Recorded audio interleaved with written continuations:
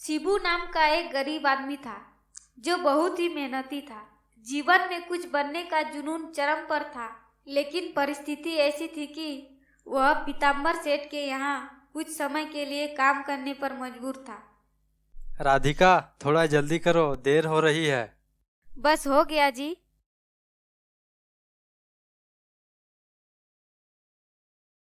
ये लीजिए आपका दोपहर का खाना। ठीक है, मैं निकल रहा हूँ, बहुत देर हो गई है। तुम पीयूष का ध्यान रखना। ठीक है, आप निश्चिंत रहिए। शिबू को पहुंचने में थोड़ा देर हो गया, जिससे पीताम्बर सेठ आग बबूला हो गया। बड़ा जल्दी आ गया, थोड़ा आराम से आता। सेठ जी, पत्नी की तबीयत थोड़ी खराब है, इसीलिए उसकी मदद कर रहा था, जिसके कारण थोड़ी देर हो गई। मदद ही करना है तो यहाँ क्यों आते हो? घर पर ही रहो। यह कोई धर्मशाला है क्या? कभी भी मुंह उठा के आ गए। आगे से ध्यान रखना। चलो जाओ यहाँ से। शिबू भाई, तुम्हारे पास तो हुनर है, फिर भी यहाँ क्यों आते हो? अपना खुद का क्यों नहीं कुछ कर लेते? आखिर कब तक इसकी गुलामी करोगे? हुनर तो है भाई, लेकिन साथ में घर की जिम्मेदारी भी है, इसलिए डर लगता है। समय आने पर यहाँ काम छोड़कर खुद का कुछ करूँगा। तुम तो जानते हो, यहाँ स्टाफ का कोई वैल्यू है नहीं, यहाँ सिर्फ शोषण होता है। तुम दोनों यहाँ बकैती कर रहे हो, एक तो देर से आते हो और टाइम भी पास करते हो। दोनों चुपचाप काम पर लग जाते हैं।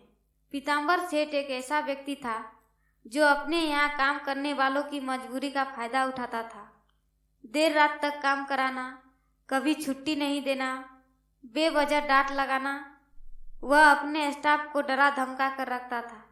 क्या हुआ जी, आप खाना नहीं खा रहे हैं? आखिर ऐसी भी क्या परेशानी है जो खाने के समय सोच में पड़ गए? मैं सोच रहा हूँ यह काम छोड़ दूँ और अपना एक रिपेयरिंग का दुकान खोल लूँ। ठीक है, इस विषय में बाद में बात करते हैं, पहले खाना तो खाइए। शिबू खाना खाने लगा। अब कहिए, क्या कह रहे थे? मैं सोच रहा हूँ, वहाँ कई साल से काम कर रहे हैं, लेकिन एक फूटी कौड़ी नहीं है हाथ में। आखिर कब तक काम कर पाऊँगा? महज कुछ पैसों के लिए इतना कीमती समय वहाँ दे आते हैं। आखिर कभी ना कभी तो काम छोड़ना ही होगा। या तो खुद छोड़ना पड़ेगा या फिर सेठ निकाल देगा। तब क्या करेंगे? वो तो ठीक है, लेकिन घर कैसे चलेगा? आप कोई भी काम शुरू कीजिए, उसमें समय तो लगेगा ना। मुझे पता है कुछ समय के लिए कष्ट है, लेकिन एक बात जान लो, हमारे पास खोने के लिए कुछ नहीं है, लेकिन पाने के लिए बहुत कुछ है। यदि चला तो दोबारा ये ज़िंदगी नहीं आएगी, और नहीं चला तो फिर से कहीं काम कर लेंगे। लेकिन मुझे यकीन है, यदि तुम मेरा साथ दोगी तो हम लोग एक दिन ज़रूर जीतेंगे। मैं तो हर घड़ी हर मुसीबत आपके साथ हूँ, कभी आपको अकेले नहीं छोड़ूंगी। मुझे तुमसे यही उम्मीद थी। तो देर किस बात की? जाकर सेठ को कह दीजिए काम नहीं करेंगे।